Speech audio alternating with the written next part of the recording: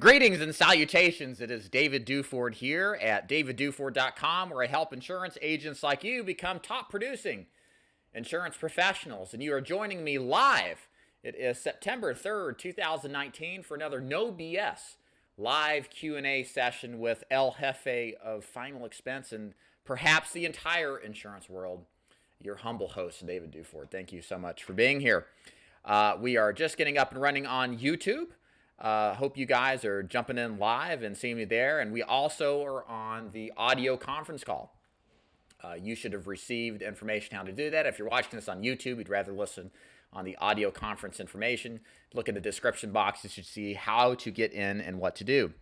So allow me to inform you on how I run the show on these live Q&A sessions. It's very simple. I am more interested than anything into hearing your questions and having me hopefully help you out as best as I can. So the way that you do that is very simple. If you are on the conference call, you're welcome to press 5-star at any point if you would like to ask a question over the phone to me live on the spot. Otherwise, if you are in the chat, you're welcome to ask a question. Any question is fine as it relates to selling insurance or marketing for insurance sales. Anything is fine, including lead generation, best lead vendors, best carriers to use. Perhaps you're running into sales issues like how to handle objections. You're getting a lot of I want to think about it, and you kind of want some advice on how to do what you can. Hey, Tom, how you doing? Thanks for joining me today. Live and above water, I hope, good sir. And for all the rest of you in Florida, stay dry. So, like to start these calls as everybody jumps on the line here and gets their most pressing questions typed up and ready to roll. Again, 5-star if you're on the audio call. You can raise your hand and I will do my best to answer it. So I like to start off with a basic conversation point or topic just to kind of warm things up and get things going in the right direction. So I was in the process right now on my end creating a lot of my 2020 video content for YouTube. As you could probably all imagine, most of my training is video based, and every year about this time, third or fourth quarter, I start to think about different topics I want to talk about and start actually creating some of them. And I'm in my 5th year of YouTube videos now, and I've done well over 1,000 now. And believe it or not, it does kind of get difficult to come up with new, fresh angles for content. But the nice thing about what I do is as I grow my business, I grow my perspective. And as I go through at this phase of my career, which is predominantly recruiting agents like you guys who want to sell final expense and annuities, that's our primary focus now. We do other products as well, like mortgage protection. I learn what it's like to grow an agency and help agents out. And I've done very well in my life. I'm very happy. I'm at the top of my game. And I've got new perspectives on kind of now that I think I'm in my 8th year in selling insurance. Not a lot of time in this business, but more than what I started. And so I wanted to talk about, with all said and done, kind of having a longer term strategy in place along with your short-term goals. Now, the reason I'm doing this is because, again, what I just preempted with, but also because many of us getting involved in this business, we need to like pay our bills like yesterday, right? You know, what matters right now is getting everything aligned as quickly as possible to make money, to make sales, to take care of our family. And there's nothing absolutely 100% wrong with that. It's completely fine. However, one of the things we need to start doing, and one of the topics I'm going to hit on a lot, is having somewhat of a 5-year type of strategy set up in advance to help give you some perspective on where you want to go in your insurance career. One of the things I'm going to be incorporating a lot in my agency with my agents, what I'll be talking about on video and on YouTube, is the importance of, at some point in the first couple of years, transitioning some, if not all of your focus, at least some of your focus on ways to develop passive or even semi-passive streams of income. Now, the reason I'm pointing that out is because, as you know, most of my activity deals with recruiting you, hopefully, but also training agents to become successful in final expense. That's where most of my agents come to, and that's fine. However, the thing I've realized, and the reason I went into the recruiting business is because at 29, even though I had no interest in cutting back the 5 or 6 days a week in the field I was doing, I realized there was really a place long term in developing a cash flow that was independent of whether or not I decided to do field work or not. I didn't know how much I would want of my income to be based off of that. I just knew that, well, I had one kid at that point, that probably at some point in the future I'd have more children. I'd want to spend more time with them and my wife.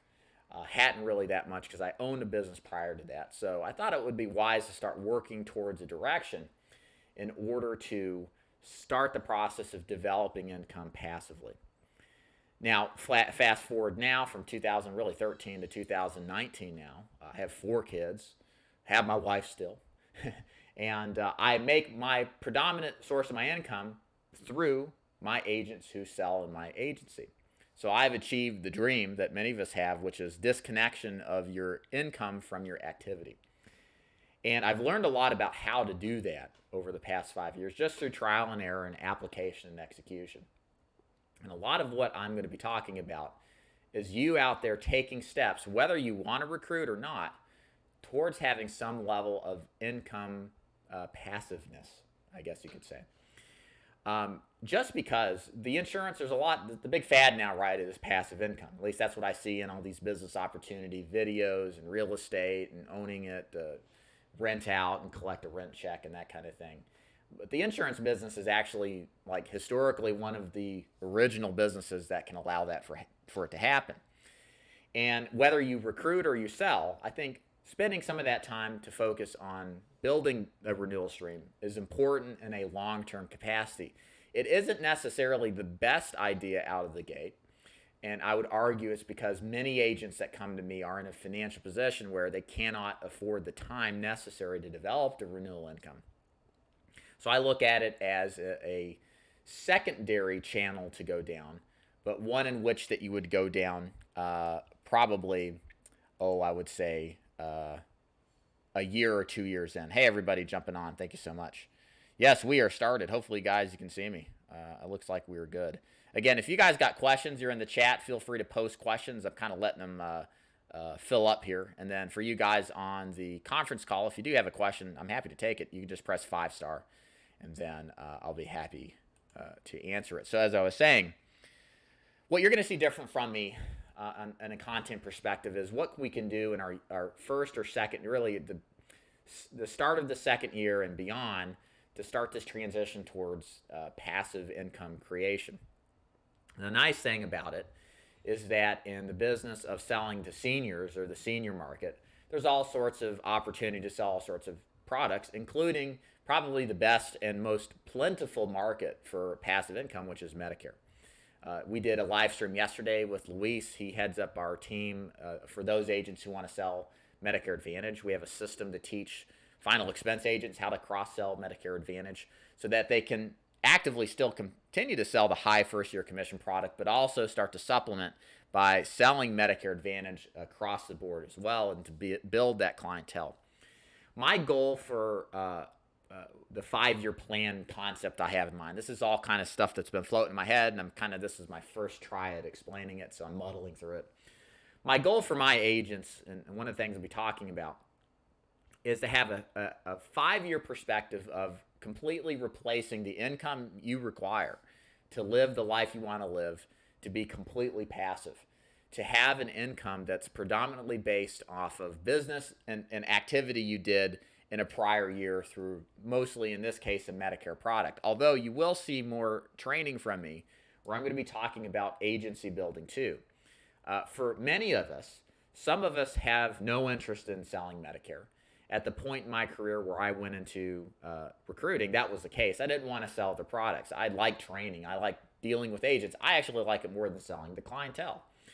And that's what I'm passionate about. And I've enjoyed it so much. And so you can go in either direction. Sometimes you can do both, but it's better just to pick one new income stream, if you look at it that way, versus multiple ones, just so you can apply your focus the best way possible. So what everybody should be doing here, and this is kind of the moral of the story, you'll hear more of this later on. I don't want to get too off in the weeds. The main point I'm driving at here is that it's really important for you guys to start thinking long term. Start thinking about where you want to be in 5 years. Assume you're going to be successful. Assume that you're in a position to where you can be successful selling final expense or some product. What are you going to do to take steps towards diversifying your income flow? I can tell you the real way to get freedom in this business. There's a level of freedom, certainly, being your own boss, writing your own check, figuratively and literally, working when you want to. But there's a next level of freedom that comes when you get a check that the only reason you got it is because of the good work you put up front in acquiring that client, and now you receive it through renewals, or because you've helped agents or people change their lives by giving them a career opportunity that they can go help people and free themselves from the 9-to-5 grind.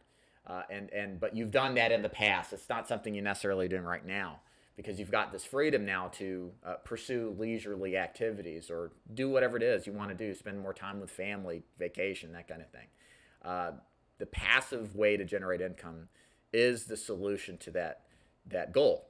And it's something that you can achieve. And I think you should work more towards. I can talk more about that if you'd like to. In the meantime, let me go ahead and start the Q&A process. So I'm going to start actually on the conference call line to begin.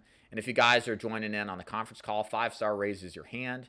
If you are in the chat, you're welcome to start putting your questions in there. I haven't checked it quite yet. And I'll go ahead and start reading through that in a moment. But anyways, let me first start off with the conference call here. So I am specifically talking to 5711. That's the last 4 digits of the phone number. You are now unmuted. 5711, please state your name and question. Dave, this is Andrew Bennett. How you doing tonight? Hey, Andrew, what's going on, man? Not a whole lot. I've got 2 questions for you. Sure, man. So when it comes to recruiting, first question is, how important is it to set up like an LLC or some sort of corporation and have agency contracts versus agent contracts? I mean, I imagine that's kind of a requirement. Yeah, let me quickly answer that. To have agent contracts? Yeah, let me answer that real quick. I don't think it really matters that much. I mean, for me, the reason I wish I got incorporated a while prior to when I did because of the tax advantages.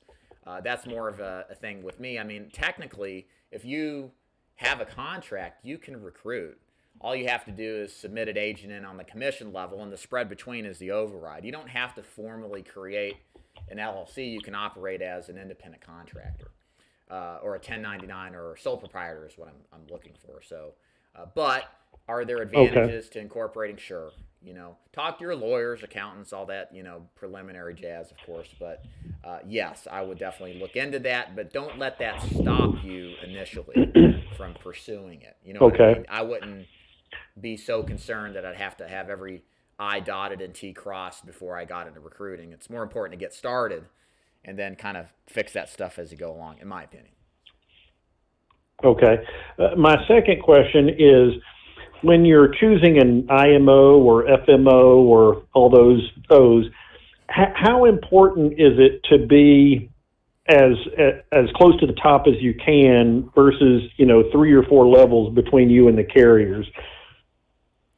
You know what I'm saying? Absolutely. So here's the thing. This kind of leads into some topics I'm going to talk about, specifically in setting yourself up for the long term. One of the biggest things I'm going to be talking about with my topics and training is that so many agents who are thirsty to build an agency give up their autonomy in exchange for this promise to getting all sorts of agents fed to them.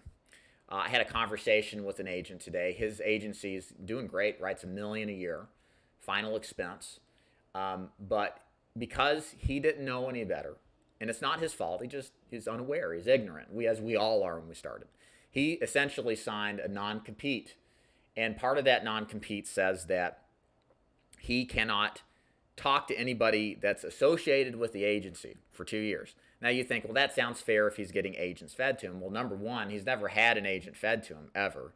He's recruited all of his own people. And number two, the other problem is that What are the legal consequences about the people he recruited and taking them?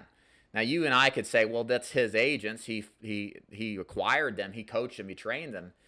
But that doesn't stop the agency he's thinking of leaving from claiming that, hey, the contract says that anybody associated with this organization is ours, and you can't talk to them. We're going to take you to court. We're going to sue you. We're going to make your life a living hell. This is where a lot of agencies get really screwed. And not to divert from your question because it's important, I just think it's really, really important for an aspiring agency owner who wants to build a team to keep his autonomy the entire way.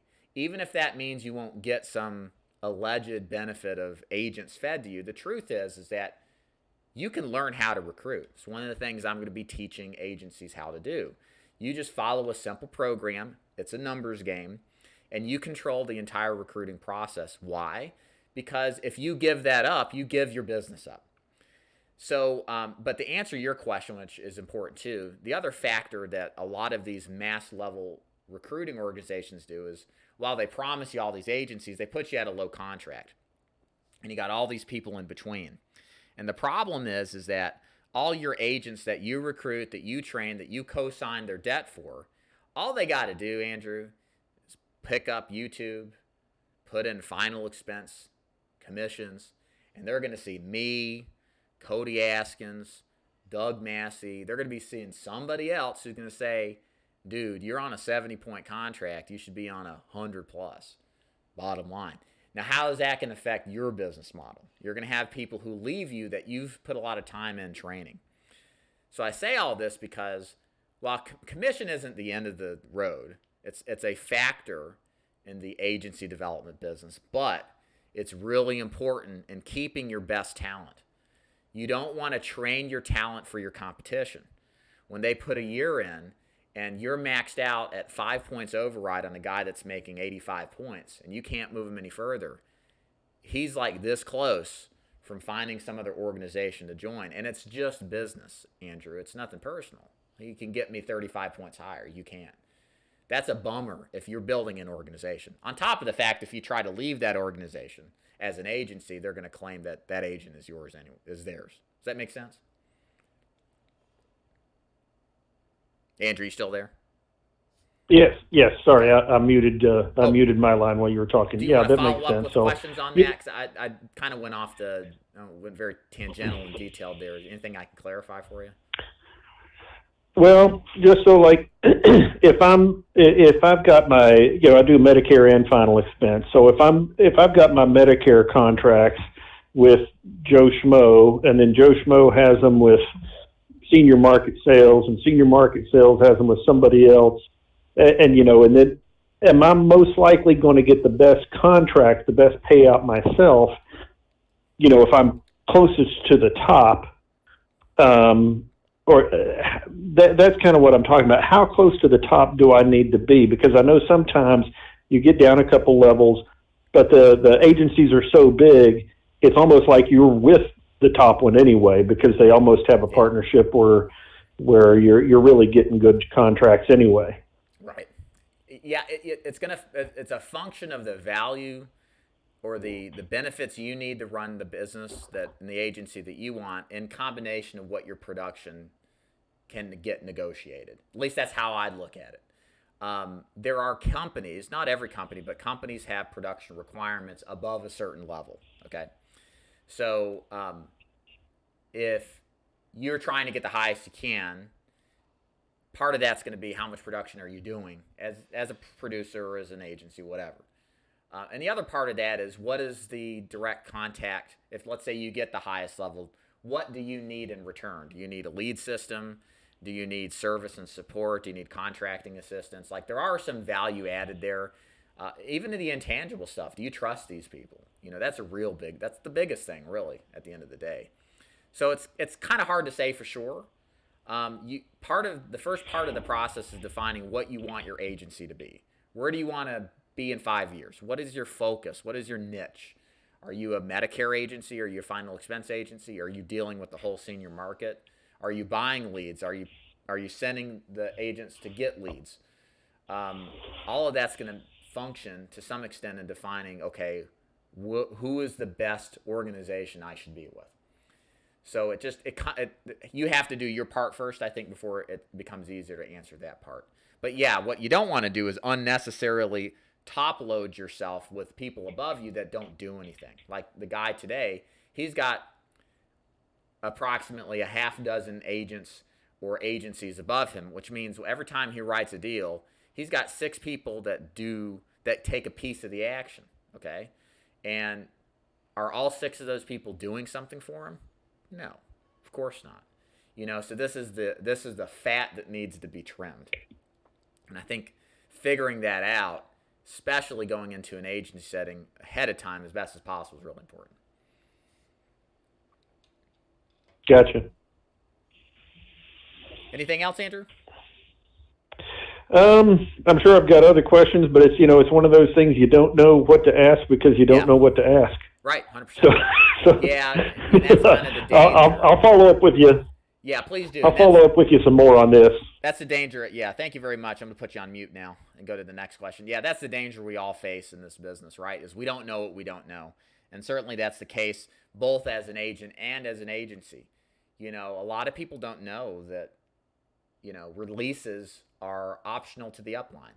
They don't have to release you. And there's nothing that of an indication you received ahead of time that stipulated that. It's just part of the way that people handle themselves in this business, unfortunately. So 5-star raises your hand for a question. I think I'm going to jump down here into chat and read through some comments here. Hello. Hey, Tom. What's going on? Mr. Bass, what's going on? Thanks for joining me again. Hey, John. What's going on?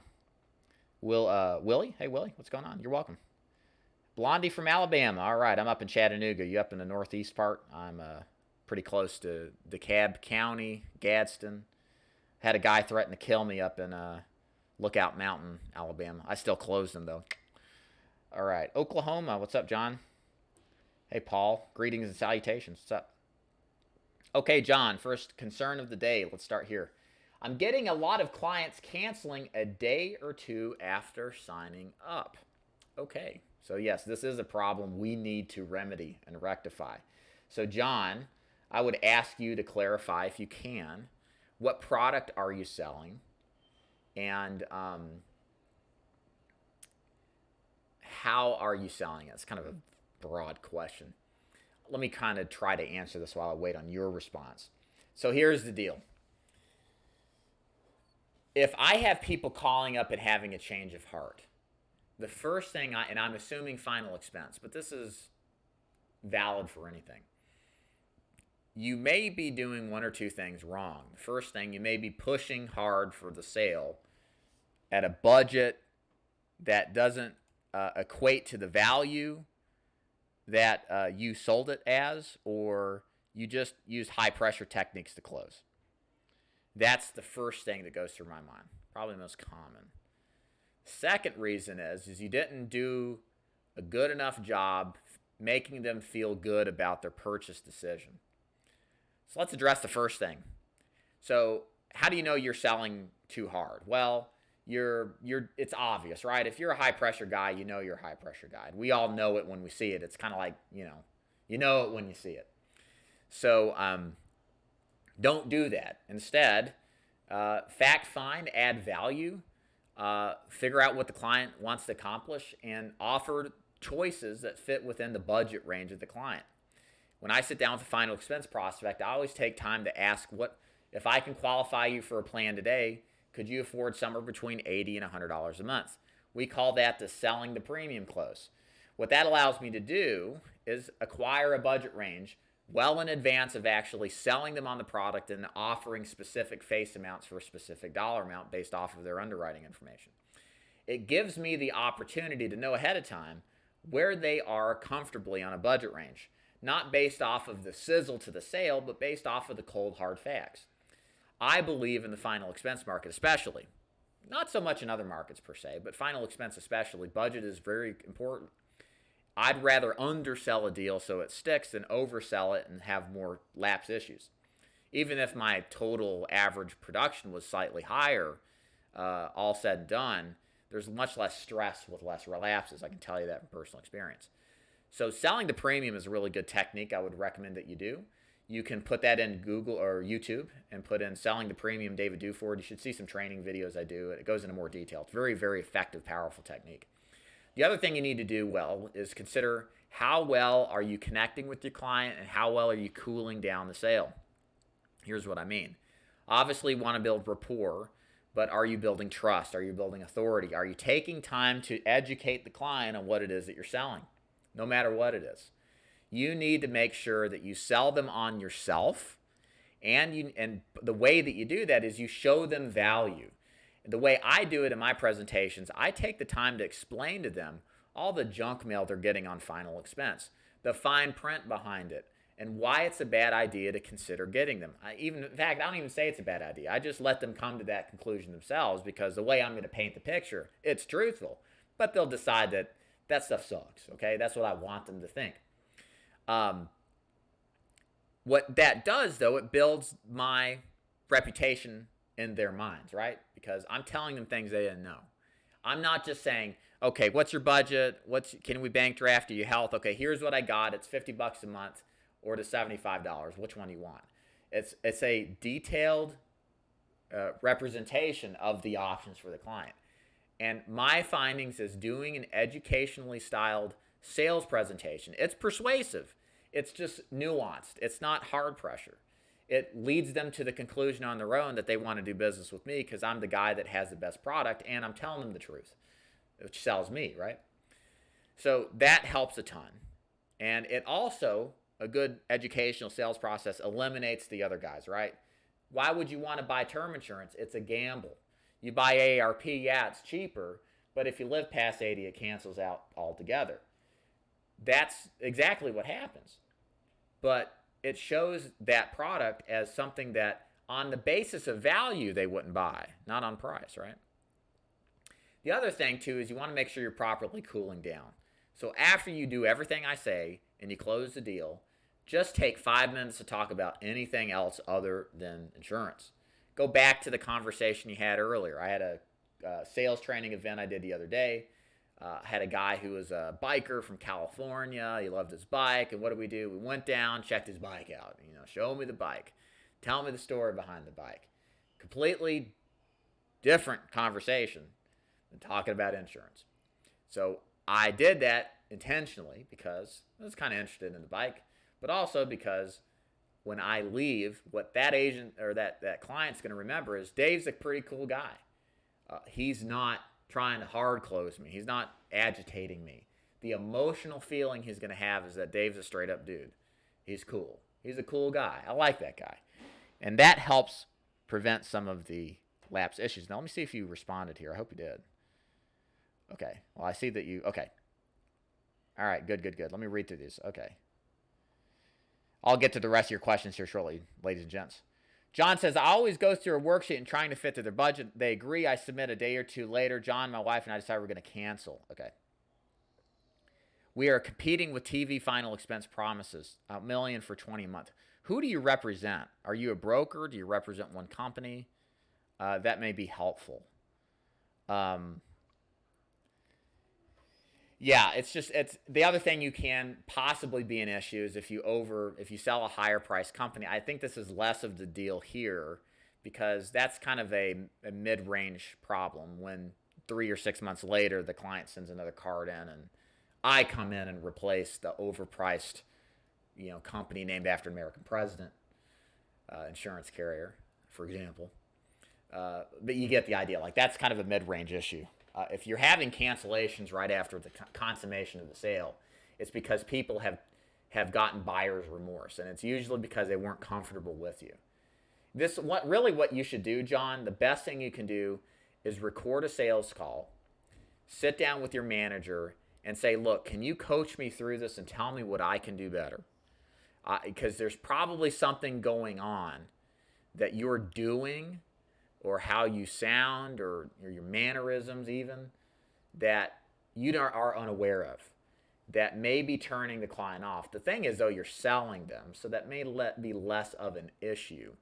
You may just be going the pace of which it's going through. You may not be educating them enough. So, again, I'm coming up with ideas here, but really The best way to diagnose this problem is listening to a live sales call. And then many times, I mean, when I sit down with my agents and I analyze their sales calls, I'm like, oh, well, that's the problem. You're not following the script. You know, remember that script I gave you and it says you need to ask these questions? You're not asking any of them. Oh, or what's that whole section? I had one guy, a good guy, he's really good, and he started off this whole sales presentation. And I was like, what are you doing there? He's like, well, I added that in because I heard it from another video, final expense channel, and I wanted that to be the light close. And then I was going to use your presentation to hard close them if I had to. I'm like, what are you talking about? Just do what I say. It's good enough. And he's like, oh, okay. Then he kind of got a little better results. So again, that he was totally unaware of that. He was like, why am I getting all these objections? And then I listened. It was like, well, you're not following what I teach. Many times that's what it comes down to. So yes, let's leave it at that. Feel free to follow up. I'll be happy to answer. I'll get on to some of the questions here. If you're on the live audio calls, 5-star. Is that right? 5-star? Yes, that raises your hand. I'm happy to answer any questions you got there. I'll check that in a moment. Back to the YouTube chat here. Let's see. Greetings from Oklahoma. What's going on? Rochester, St. Louis. Mike, Jay, what's up, guys? Hey, Ryan from Nashville. And Doug from Albuquerque. All right. Heisenberg from Albuquerque. What show do you guys remember? Okay, Tax Pro, early question. David, I always hear about the AP production, annual premium production, that top FE producers make yearly, but in your personal experience, how much of that sticks on the books past the first year chargeback? Good question. So I would say, let me put it this way, Tax Pro. I had a relationship with a company many years ago, and I was told that they were absolutely thrilled that they had a 20% persistency in year 8. Yeah, that's what it was. Year 8 of the policy, average policy length. That means 4 out of 5 of the policies written by year 8 were gone. Okay? So it starts high and then it kind of goes low and down. Now, why is that the case? Well, the case is that, first of all, if you look at LIMRA statistics, people end up owning like a half dozen life insurance applications in their time. People wax and wane in their ability to afford things. Sometimes people lapse their policies. They forget to pay the bill. They go through financial turmoil. A lot of this business doesn't stick on permanently. Some of it definitely does. But there's a lot of it that's going to fall off. Plus, we're dealing with old people. They die, after all. And so you're going to have some of that too. And people replace and all sorts of stuff. So my point is that what's the persistency? I'm not for sure. I would say at least by year halfway through the 10-year period, you're going to have half of the business. But who knows? It's going to depend on the agent to a large extent. But the thing is, this is why I say commonly on my videos that final expense, and this is just final expense numbers, is not a renewal business. Anybody who tells you that from a production standpoint is not telling the truth. Not so much the case, though, with recruiting. In fact, I would say if you want to build renewals, if you're writing a couple million a year and you got a 1% renewal rate and you're making 20 grand and you do that, yeah, you got a little bit of a renewal stream out of it. But it's not like Medicare, where the business can be very sticky and it stays on for a long time as long as you service these people. So for me, the renewal stream as a producer with final expense plans is just like the cream on top. It's the cherry on top. It's not something for me that's like the game changer. Like I get renewals. No, it's just part of the deal. Final expense is a first year driven product, and kind of whatever else happens is fine. And so, yeah, it's just the way it is. People just don't keep the policies, and we are dealing with poorer people, low income people. They just don't keep their policies as well. Hey, Irina, how you doing? Thanks. John asks, what lead source works best for everyone? So real quick, let me give you what I like. I'll, in fact, give you my vendors that I like too, because I'm a nice guy like that. Direct mail is still king. I don't care what all the Facebook people say. I like direct mail. It's consistent. It's consolidated in areas you don't have to drive across the country, and it still works well. You just got to make sure, for me, to get a lead that says life insurance on it. Try to avoid getting leads that say nothing about life insurance. Yes, I can hear the objections from top producers that have written way more than I have that use generic vanilla cards that don't say life insurance. it does vary kind of from agent to agent. I have just experienced, and I've got a guy who's probably on the call here, switched over to a life insurance lead and immediately seen a difference. I think the more specificity you have on a card, up to a point, is good, meaning you got to have it to say life insurance. If you can do that, that is what is king. Most of the top producers do direct mail. Now, you talked to me a year ago, I would have said, I don't like Facebook leads.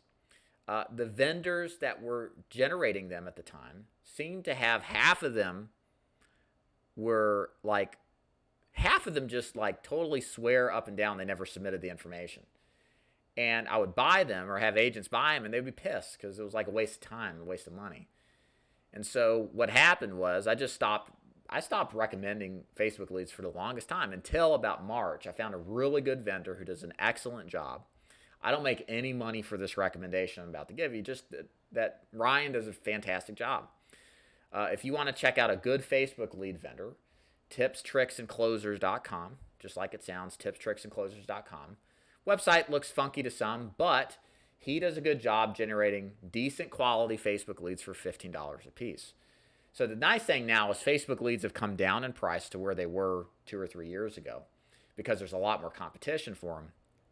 And the way that Ryan generates them is in my opinion, a legit way that people express interest in life insurance. I like them a lot. They take 2 or 3 days to turn around. I think they're a great way to start for an agent that doesn't have all the money in the world to go into direct mail, because the biggest downside to direct mail is a $2,000 or $3,000 investment before you swing the bat to get your leads. And that's if you're doing it right, which is a fresh and exclusive lead generated only after you start paying. You don't want to buy aged direct mail leads, in my opinion. It's good to start off with, but not to build a business model around, okay? There's a difference between a short-term solution and a long-term solution. A long-term solution and final expense is direct mail that is fresh and exclusive, never shared, never result. Those are my primary lead vendors. Oh, lead vendor for direct mail, needalead.com, fixed price leads. If you're in the Southeast, you really need those. And then also leadconcepts.com. If you don't mind working a Walmart bribe card lead, I didn't. I always thought they were good. And especially if you're in the Midwest, you can get pretty good returns. 15 to 20 cards per 1,000 is what I've seen. I like those a lot. Those are my two main recommendations for any agent. You don't have to work with me to get them. I just, again, give it to you because I'm building my treasures in heaven. Okay, Dominique asks, lead costs is getting more and more expensive. What are your thoughts on learning how to build and manage our own Facebook ads, taking out the middleman and cutting costs? Yes, great question, Dominique. I think here's the problem, and I'm not saying that you shouldn't do this. I'm just giving you the good and the ugly, the good and the bad, right? So the bad part of running a Facebook campaign is that you got to know Facebook. You got to get comfortable with the process. You've got to manage the campaign. You've got to constantly be testing, altering the ads up, the copy up. It's a constant, ongoing requirement, okay? You just can't like put an ad up on auto drive and you're making money forever. So you have to be committed long-term, really permanently, to becoming a marketer on Facebook. And then you got to deal with some of the frustrations of possibly getting your ads shut down. There's a lot of scrutiny that the algorithms at Facebook do to lead vendors. And if they feel like there's some verbiage that's off, or if they feel like you are a vendor that's reselling information for Facebook users, they'll shut your campaign down. And the thing is it's hard to actually get a real life person at Facebook to talk to about this stuff. It can be very frustrating for a lot of people. That's been my experience reading into it. People have just been aggravated by the lack of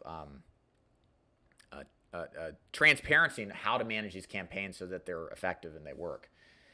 The good news is that, yes, I mean, I've seen vendors, or I've seen guys who control their own Facebook leads score $2, $3, $4 Facebook leads that you'd normally buy for 15. You can generate, and then you have full control over the campaign. You can generate more, you can generate less. It is really cool. And the thing is, the lead quality, if you use good copy and good images, can be pretty good. You can have the leads actually end up calling you or setting an appointment on your calendar to speak with you. It's awesome. And the thing that's cool is that if you can get your operating costs down to, $5 to $8 a lead, you can buy way more leads than you really would ever work and really just pick the cream of the crop. Meaning, I'd spend, if I could do all this, if I generated 100 leads on Facebook a week and I did it at $800 a week, I just burn through them, call the ones, set up the appointments with the ones that seem the most interested, and just run appointments to the ones that are qualified. Because when you're spending that much, who cares if you have a little extra waste? If you're sitting down with good quality leads, as long as you're making 5 to 1, which is probably a lot higher with those leads, you're doing really well.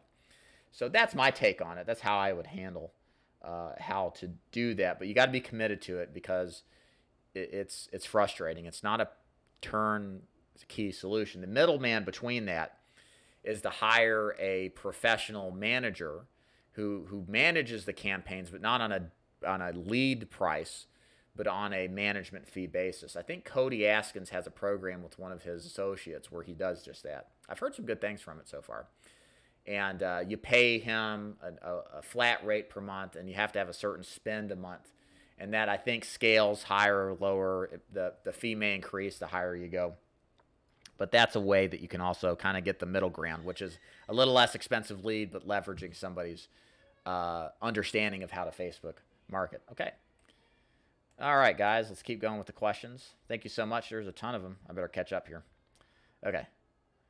Hey, Alec, what's up? Question, realistically, what would your residuals be after doing final expense a year? Let's say you do 20 apps a month, 240 a year. I'm curious how much passive income you can generate. Haven't looked at much. It's not going to be that great. So if you keep, let's say you keep 200 of the 240 on the books, right? That is, and let's say your average renewal is 5%. Your average case size is 600. It's 120 in premium. 5% of that, 6,000, right? 6,000 bucks, okay? 500 a month.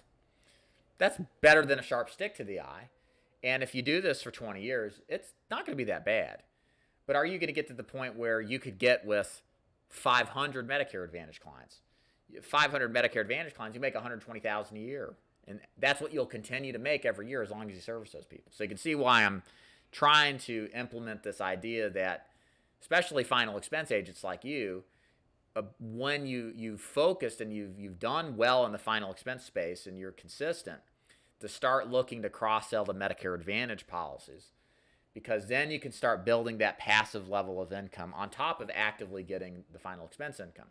Because I'm telling you, man, from personal experience, it is absolutely killer to make money and feel like you're doing nothing to earn it. When you really have, you laid the groundwork, but you get what I'm saying. That's what comes a lot faster in 5 years selling Medicare Advantage, and that's a conservative number, 500 cases. You should be able to find more than that if you really tried, if you're running 15, 20 final expense appointments a week versus 20 years selling final expense. The only way you would make more of a higher passive income from final expense is to recruit and build an agency. So that was kind of what I mentioned earlier. Okay.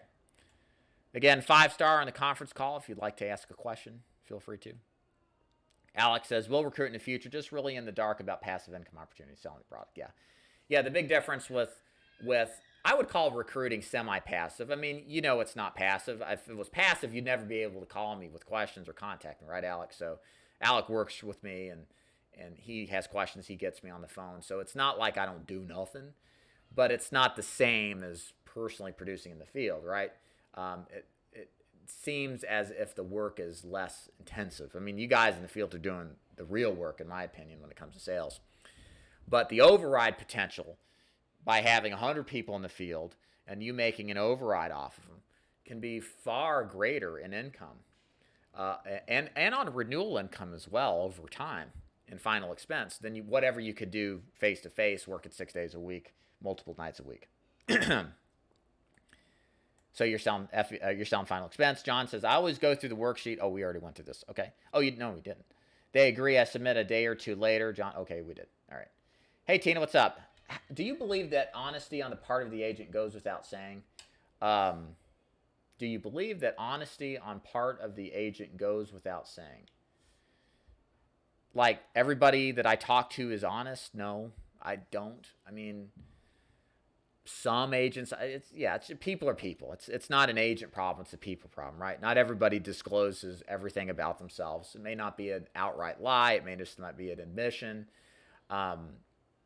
If you could kind of expand on that, I could better answer it, but, people are people, I guess. I don't know.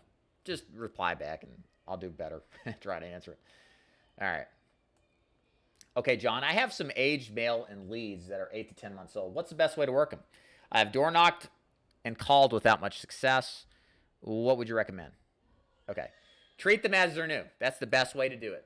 Two strategies you can do. Number one, you can just take the leads out and go see them, treat them like they're brand new. If they're saying, what is this about? Just say, yeah, you sent this card in. Can I come in? Wait a minute. I'm like 65. This says I was 63. Oh, that's what it is. Yeah, you sent this back. Must have been a couple months ago. Look, all I need is 5 minutes. Going to come in to show you how this works. That's kind of the extent that you change up it, but it's really just the same thing. Now, what you can do is what's called a refresher letter. So a refresher letter is you mail out all the leads a letter, and the letter tells them you're coming. And there's some verbiage in there about life insurance, remind them what they did. You could even send a copy of the lead and a mugshot, and then you're going to show up and door knock them. Some agents like that. I just show up. I mean, you can take the extra steps. That's fine. It's not necessarily wrong. But I think the key thing is you got to show up at the door and you got to show them the card they sent in, because enough time has passed that they're going to forget, okay? Now, you may be able to circumvent that with a lead card going out or a letter. And yes, people have done very well. But for me, I'm always about activity and action and execution. And the shorter you can go from I got an opportunity to let me execute on that opportunity is in my favor, meaning just take the leads and door knock them. That's all I would do. The Kuzeski family. Sorry if I messed your name up. Hey there, is there a few life insurance companies you recommend starting out with? And is there a certain carrier you recommend if the customer wants insurance for the entire family? Good question. So my response to you is going to be, it depends on what product line you're selling. If you're getting into this business, one of the important things you need to do is to define the niche that you're going to serve, okay? Meaning, I just don't want you to think of yourself as a life insurance agent, even though technically you are. I want you to think of yourself as a specialist in the burial insurance business. Or I specialize in employee benefits of companies of 250 employees or greater.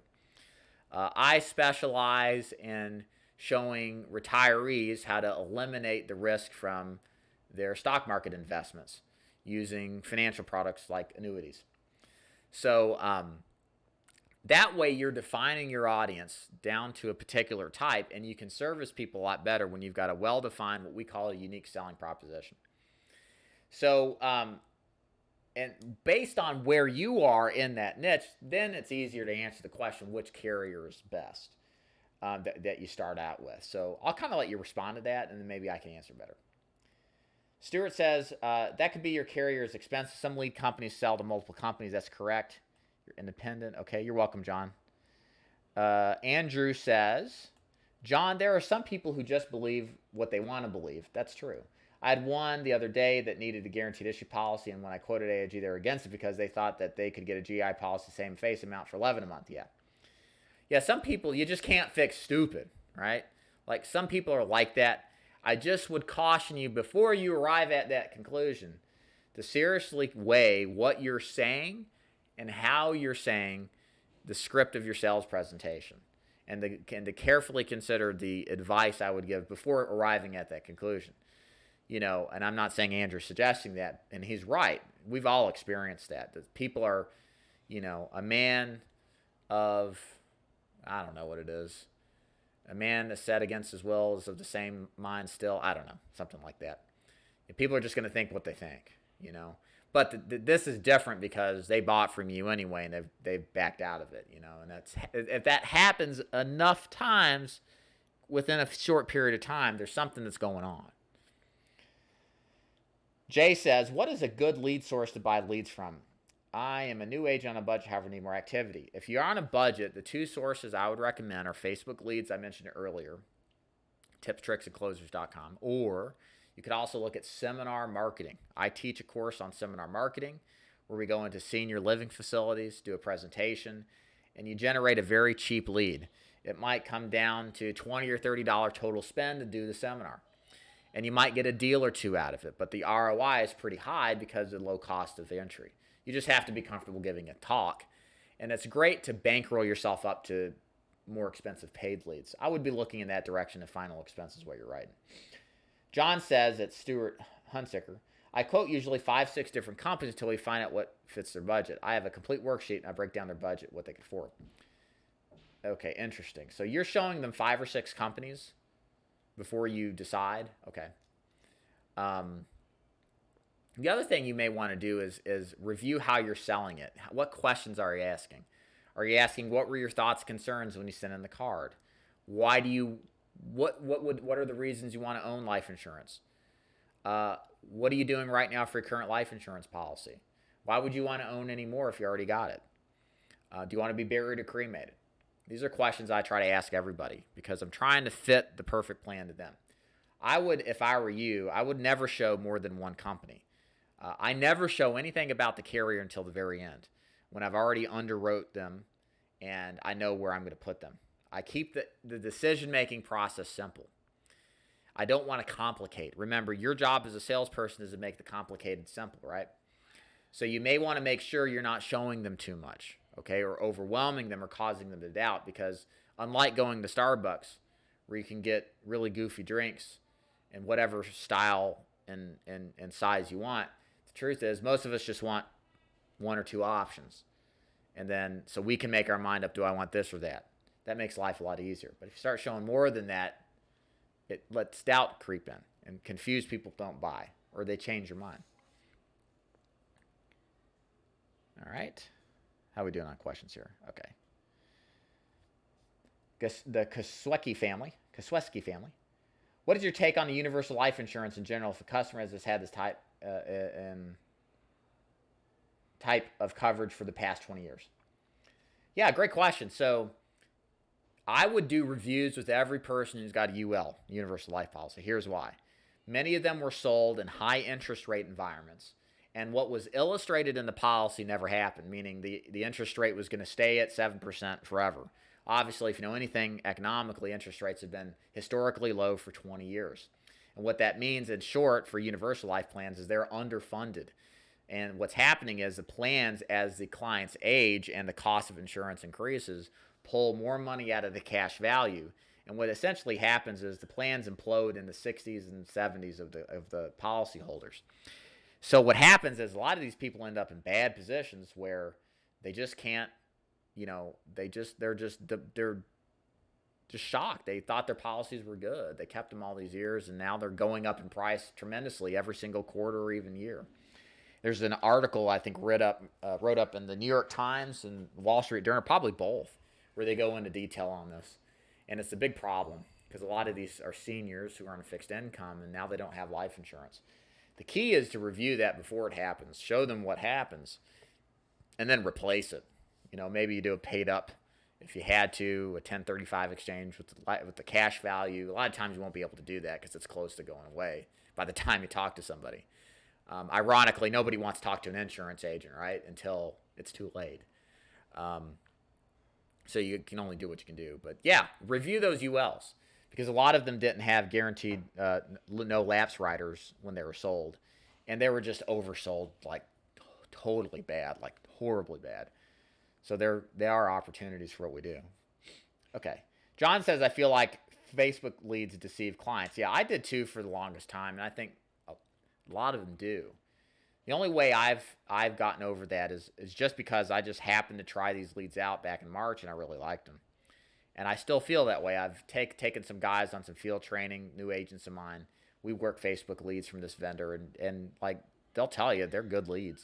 These people know what it's about. They're interested. They're not like, what the hell are you doing here? Like, I mean, I remember working one particular vendor, and I showed up, and like, she's like, why are you here? I've got life insurance through work. I never requested this. What? Like, this person was legitimately confused. And the thing is, it's like, well, Dave, just rebuttal. You can tell when you've been doing this long enough when somebody's like full of crap and when they're straight up telling the truth. And this person was a repetitive occurrence. And so, yeah, I got real, negative on Facebook leads because of that. But I've gotten to the point now where I feel like the vendor that I use is pretty good. And it's a different experience. So you may want to try it, John. I'm getting leads that say state regulated product. So whatever. does it say life insurance anywhere on the card? And what has your results been working them? Again, 5-star on the conference call if you'd like to ask a question. Okay. Hey, Dave. Hey, Deborah. Saying hi to myself. All right. Let's see here. SpenceBot 3K. What are some important questions that you ask prospects at an appointment? So I'll hit them again. The main one is, what were your thoughts and concerns when you sent back this card, or what were your thoughts and concerns when you requested this information on Facebook? I just want to know what made them do what they did. All right, let them open-endedly ask or answer the question. What would you want a life insurance policy to do for you? What else are you doing for your life insurance? It's an assumptive-based question where they will tell you they got insurance, and then you can hopefully review it, or they'll tell you they don't got any. So what would happen if you died tomorrow and you didn't have any insurance? Describe how your family would handle it.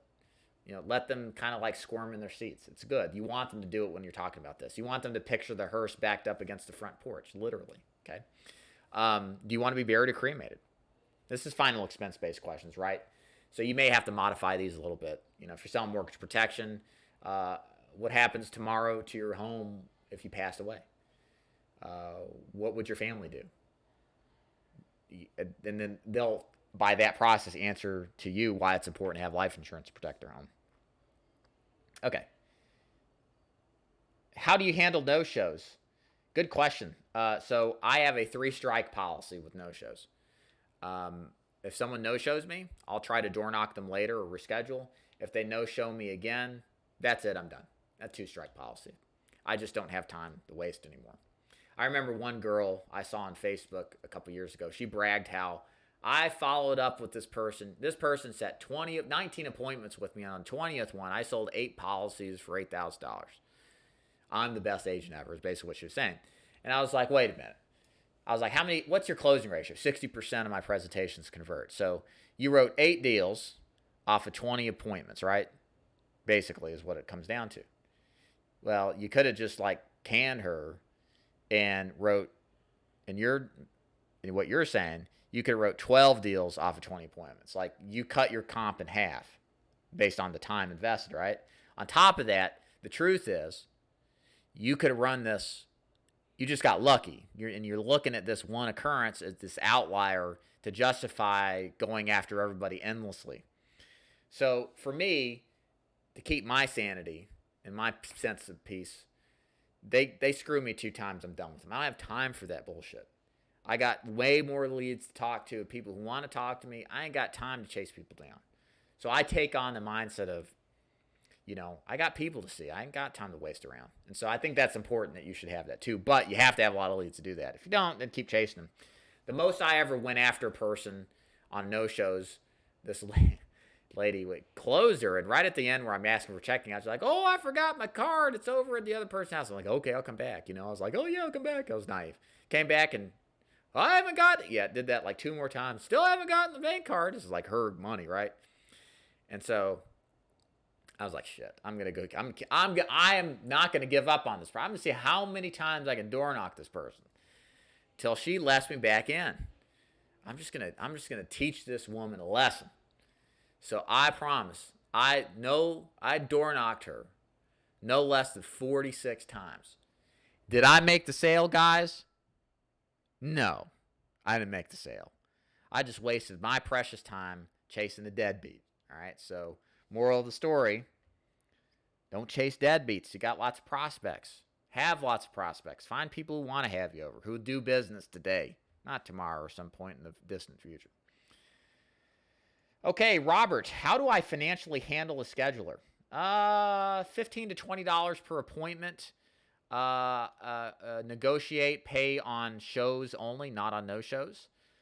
Pay her at the end of the week, after the end of the day, and consider adding a bonus in, maybe $5, $10 per application, something like that. I really feel like you should overpay them to an extent, because if you find good talent, you want them to stick around. Don't be cheap. When you find a good appointment setter, they're gold. Keep them with you, because telemarketers and appointment setters have a really short shelf life. So if you find a good one, good. All right. Stuart says, can Medicare Advantage be done in an agency structure? Yes. We need to talk about that too, by the way. We've got a program for Medicare Advantage. We can teach our agents how to do it. All of this talk about renewal is something that you can leverage on an agency basis. So let's talk about that. What's your thoughts on telesales like with digital BGA? Apologize if this is already answered or asked. Yeah, no, I am actually an undercover recruiter for digital BGA. I literally am unpaid for the amount of recruiting that I do. Jeff, are you listening? Put me on payroll. Because everybody who asks me about telesales is I send to Jeff, because Jeff's got a really good operation. There's also North Star. I'm unfamiliar with North Star. They run a call center operation. They typically have two carriers, whereas Jeff is more in the lines of what I do, which is like one is a brokerage type of solution. So I gotta take this thing. I was getting heavy on my ears, and they do business like I like to do it. You know, independent. I've had relations with Jeff on a business relationship for a couple of years now, so I like him personally and I trust him. So I send everybody there. I'm probably sometime in the future, might as well throw this out there, if anybody's listening out there and you sell over the phone and you want to build an agency and you know what you're doing and you can bring a program on, reach out to me. I am looking, as I'll be announcing in a little while, to expand my offerings in the final expense arena to telesales. I just want someone who can teach it, who understands it, and has experienced success in the market. I don't do it because I don't do telesales. I probably would do okay, and a lot of the sales training is the same. But with telesales, there's a technical logical side to it, and there's also a nuanced difference in the script, so you got to be prepared to handle that. And you want to have somebody who can teach you how to do it the right way. Tina says, yes, thank you. That's a good start about finding out what you think about agent honesty. The Kuzeski family says, if the customer wants insurance for just children, what carrier would you recommend for them? Would you recommend issuing a family package? Yeah, so that's kind of a good question in the sense that where do you start with insurance? I think the first and most important thing is to ensure the breadwinners. Anybody earning an income needs to have some kind of insurance, okay? Even if they don't earn an income. I've got insurance on my wife. She's a homemaker. I've had it for 3 or 4 years now because if she croaks, well, who's going to watch the kids, man, while I'm up here, spitting mad training to all my raving fans on YouTube? You know what I mean? So, but in seriousness, I mean, I have to have some kind of there's an economic worth to my wife and what she provides in her role, right, in our family. And that would have to be replaced because if not, then even if financially all that would be the same in my family, I would still have to find a way to replace her as best as possible. Of course, I can't ever replace my wife, but you get the idea, you know. And so that's why life insurance is important. So I would first start on getting the heads of household insured. 10 times their earning is a good starting point. If I write children, what I would look at is, again, depending on what they want to accomplish, an IUL or whole life plan. I did a video on here where I talk about Medi, and he has a strategy. Let me see if I can find the book. He kind of talks about it in here. A lot of the, I'm going to pull my whole bookcase over if I'm not careful here. A lot of the, more of the like business to business guys are good resources for this. There's a guy on YouTube named David Kender.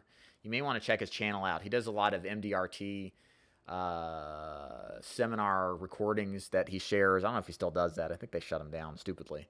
But he can explain this better. If you reach out to him on YouTube, I think he's got a website. He can explain this. But Medi also talks about this too in this book or the other one where everything is possible, how he likes to sell those plans. So look into those, and that should help you better than I can right now because my whole shtick here is selling final expense. This is old people versus young people. It's not my market, so I don't know it very well. Okay. All right. 5-star for those guys on conference call if you'd like to ask a question. All right. Keep going here. How are we doing on time? We're at an hour already. Dang, man. Y'all are just loading the questions up. I got to hurry up and start running my mouth. Stop running my mouth so much. Okay. Okay. When should you decide to jump in full-time as a part-time agent? When you feel ready. What does that mean? Well, it's going to be different for everybody. It took me 6 months selling final expense in conjunction with my personal training business before I felt comfortable jumping in. I know people who have about that same horizon. You got to make the jump, though. And that's the thing, is it's not going to be 100% confidence. It might be 70% or 50% confidence, but it needs to be majority confidence. It's never going to be 100%. You got to take that leap of faith. There's no way to get around having faith. John says, follow up to my previous question on age leads. Would you consider texting to contact the clients? No.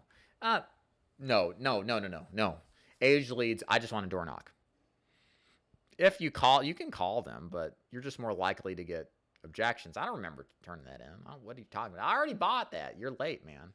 Yeah, it's just harder to recover from that. Versus if you show up at the door, most people on par are better dealing with people at the door than over the phone. So that's why I say go to the door. Alex says, thanks, good answer. It just makes sense to expand into Medicare as far as residual income, especially when you go back and sell your own book. Yeah, exactly. That's one of the nice things. If you have 200 to 400 final expense clients, dude, like 80% of them are going to have Medicare Advantage plans, if not more, especially in Florida. And look, go down, talk to them, see what they got. There may be opportunities to switch them now versus waiting until annual enrollment period. So, they're likely to do business with you, again, as a rule of insurance sales. The person who's bought a policy from you already is the best person to sell more insurance to. They already like and trust you because they gave you all their information already. You know who they are, their health information, their social security, bank information. Why wouldn't they see you over again? All right. Robert says, how do you prospect high-risk COPD, diabetics, or et cetera? Send out final expense leads. That's like going to be like 3 out of 4 of your leads. You don't need any special lead. Just use a final expense lead. Target a final expense market. All of these vendors, like I mentioned, they already know what those are. Just tell them you want final expense leads, and boom, you are talking to endless supplies of COPD and diabetics. You're welcome, Spence. Whatever says, it doesn't say life insurance on the card, and the result's not too good because most of the people think it's a program paid for by the state. And yes, this is the direct mail piece that says you may qualify for a state-regulated program. No matter if you've been declined before, it's important to know how you may qualify for this important benefit, blah, blah, blah, blah, blah. It doesn't say life insurance. And it's sad, but like that makes all the difference for a lot of people, which is why I never recommend an agent to come into this business and get a card I call that a vanilla card because that's just what it is. It's vanilla. It's bland. I like vanilla, though. It's actually good. A generic card that says non-specific card. It's probably better. Get a life insurance lead card. You'll see a difference, whatever. Mike says, hey, Mike, what's up? I've been getting a few people thinking the Walmart card is $25. Now, technically, not saying do this, all right? I'm just saying for the sake of comedy. If you look at most of these direct mail cards, they say return this postcard to receive a free Walmart gift card. It doesn't say a monetary value. Who's to say you couldn't show up at Walmart and just swipe a few of the cards unfilled? You got your Walmart card. It's just there just happens to be no money in it. Didn't say anything about money. When I did it, I always gave out $5 Walmart cards. But yeah, I remember having one. I had one lady was like, "Wow, I thought this was $50." I'm like, $50? Man, I'd be broke. No, it's just $5. She's like, oh. I had one guy who was like, all right, man, give me that $5 gift card to Walmart. Give me that gift card. How much money is it, man? How much was it? I said, it's $5. He's like, shit, $5. Forget it. So you can buy a pack of cigarettes with it or some beer. No, man, I don't need it. Still bought for me, though. All right.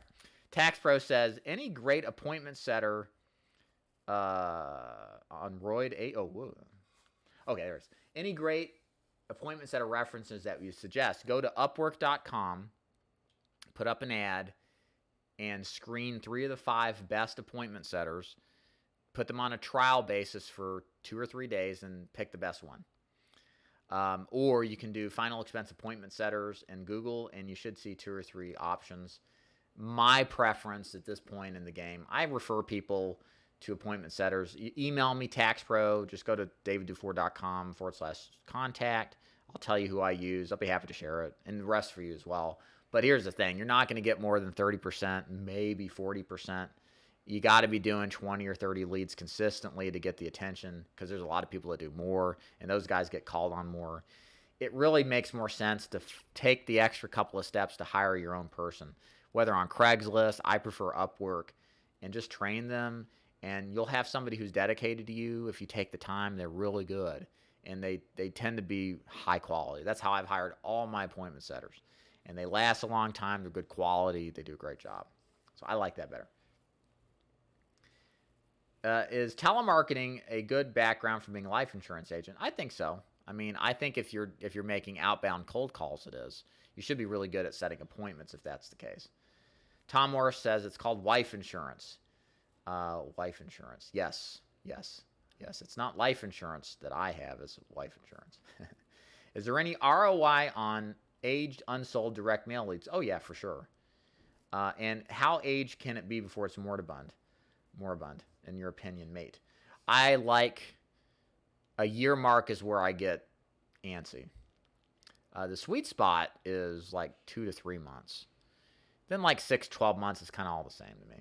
But it depends on the price too, man. I'd buy a $5 or $1 year old unworked age direct mail lead all day long. I buy 200 of them. I mean, there's a lot of money in that. So it just depends. And it also depends on what your other options are too. All right. Here come the kids running up the stairs, ready to scream. Mom must be getting tired of having them down there. All right. B. Parker, how soon can a new agent start earning money? Today. I mean, you could literally get a carrier like Liberty Bankers Life that's just-in-time contracting and start writing today. So you just need people to talk to and sell.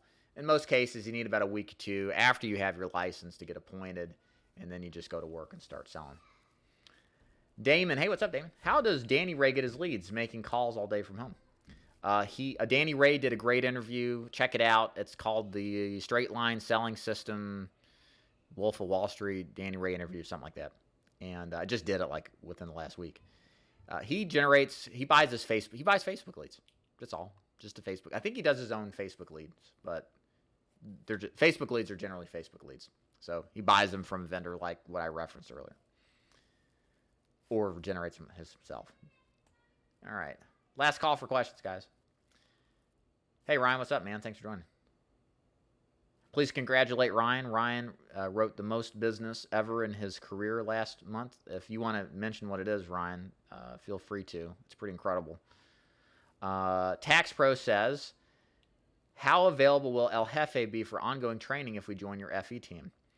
I'm available a lot.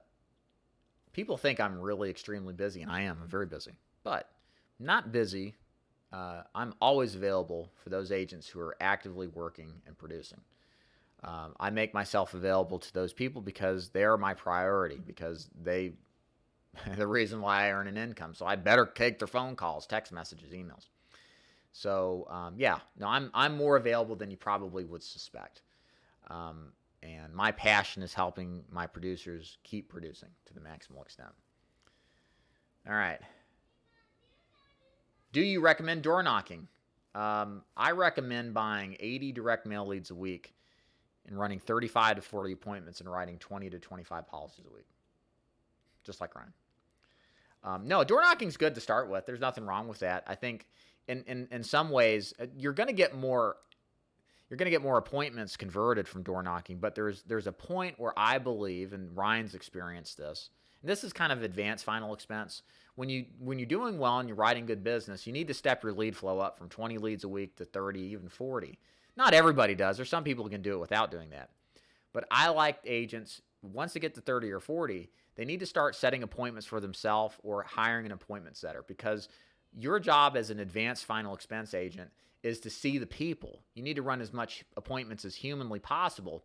And if you can outsource appointment setting, which you can for a reasonable fee, you can free up a lot more time for a low cost to run more appointments. So you can develop this passive income through Medicare like I was talking about, or just sell more final expense if that's all you're interested in. So my point is that that's something that you want to do as you start to get confident and better, is to start scaling up your efforts and really leveraging final expense, because I think that's where the money's at really in this business, is on a producing side, is just being literally like the Terminator and running 35 to 40 appointments a week. It's crazy, but it's possible. All right. Ajit, how you doing? I sent a few emails to you, David, via your link form. I haven't heard anything back. Really want to know more about your Medicare Advantage program. If you sent it today, I didn't get it. If you sent it a couple of days ago, I didn't get it. If you could, I'm sorry, man. If you can go back through your sent messages, it goes through my contact form. Just resend me a message, man. I'm sorry, and then let's connect. I don't remember seeing it. Watch your interview with D-Ray and reach out to him. Signing up ASAP. Just subbed. Cool. Damon says, okay, must have missed it. Thanks. Jeff Lucas, new to the industry. Where can I find direct mail leads without having to go through my IMO? Needalead.com for fixed price final expense leads, and leadconcepts.com for bribe card Walmart leads. They also do Medicare leads, I think, for both as well, if that's what you sell. Yeah, Ryan sold $51,000 in final expense just last month. Congratulations. Mike says, would putting a life insurance premium through a prospect's business account be an issue with the IRS? Yes, potentially. I guess it depends on the purpose of the life insurance and who's the owner. I don't know the answer to that question. That's something, it's just going to depend. How would that work? I won't even begin to explain it because I might screw it up. It's just, it's going to change how what's taxed. Is if they're deducting the premium, if it's even allowed to be deductible, then that means the death benefit's subject to tax. I don't know. You should call up sales support or talk to your upline, or let me look for you because I'm not quite sure about that. Just depends. Ryan, how many people do you see each day? I'll let him answer that. Jeff says, any recommendations for appointment setters? Final expense appointment setting Googled. We'll give you some results, or you can go scroll back about 15, 20 minutes, and I talk about Upwork.com, putting out your own ad for one. Kazuki family. Can I train my wife as an appointment setter? Absolutely. As long as you're comfortable having family and business with you. My number one rule is don't do business with friends and family. That's my rule. It's learned from my father. He's been divorced 3 or 4 times. Has 4 wives. I know that much. He would know. So I don't do business with my wife. I keep business and pleasure separate. Okay. Dave from Andrew, how many appointments do you have that are evening, say 4 o'clock versus normal hours? Yeah, man. So if I'm selling final expense, you got to work a couple of nights to fit in a lot. That's prime time, man, for final expense. Everything after 4 up till sundown. Like right now it's 7:16. Sun will be up till 8. I'd be running appointments right now till 8:30. Definitely. There you go. The business can pay, but it's taxable income. Correct. Mike says the Benny is his wife, not the business partner. Okay. Tax Pro says, is it possible to keep first-year chargebacks below 20%? Yeah, sure, man. Tax Pro, the key is just to sell to the need, not sell the sizzle. It's to sell multiple carriers, get the best price in underwriting, and really sell yourself and really do an educational type of sales call. And you can keep it at 20% lapse rate for sure. Jeff says, any benefits to final expense versus mortgage protection? So here's my take on it. That's a great question. If you guys have noticed, any of the big multi-level marketers who are in the mortgage protection space, I can think of a couple. 2 have made moves in the last year to 2 years to diversify the recruitment volume towards final expense. This comes because I think the people that run these 2 organizations are wise enough and have a memory long enough to remember what happened in 2008, 2009 when the housing market collapsed. Mortgage protection pretty much disappeared till about 2014, 2015. That's when it started to kind of come back online. It's definitely stronger now than it has been in the past. It's just gotten progressively strong since the collapse of the housing market in 2007, 8, 9.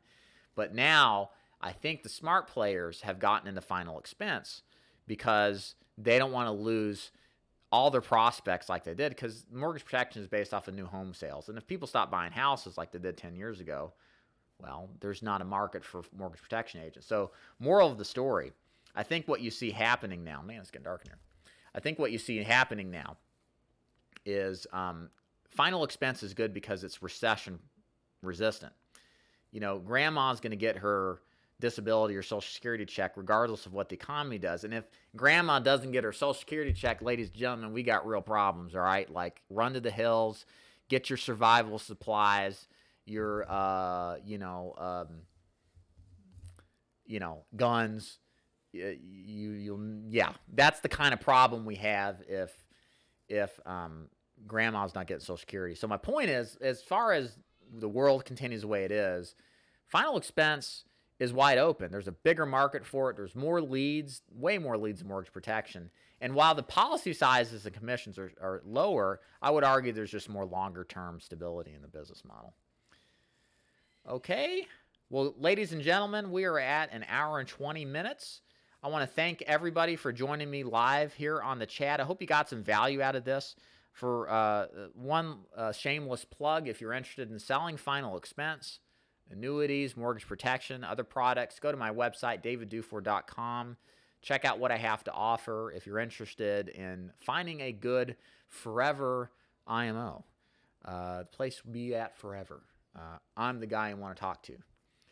I try to help agents become top producers and stay in this business as a career and give them all the tools and resources that they can utilize to be successful. Of course, nobody can replace the effort you have to put in to be successful, but you need to have people in your corner who respect the work that you do and give you the maximal opportunity for success. How late do you work during daylight savings? Hey, yeah, William, what's up, man? Call and set more appointments. That's the solution there when it gets dark, man. How can I get out my 6-month non-compete with my IMO? Send me a message at davidduford.com/contact along with the and we'll talk, and maybe I can look at your contract and give you some ideas. I'm not a lawyer, but I can at least try to help. Okay, guys, thank you so much for joining, and we shall see you next time. Y'all take care. Have a good one.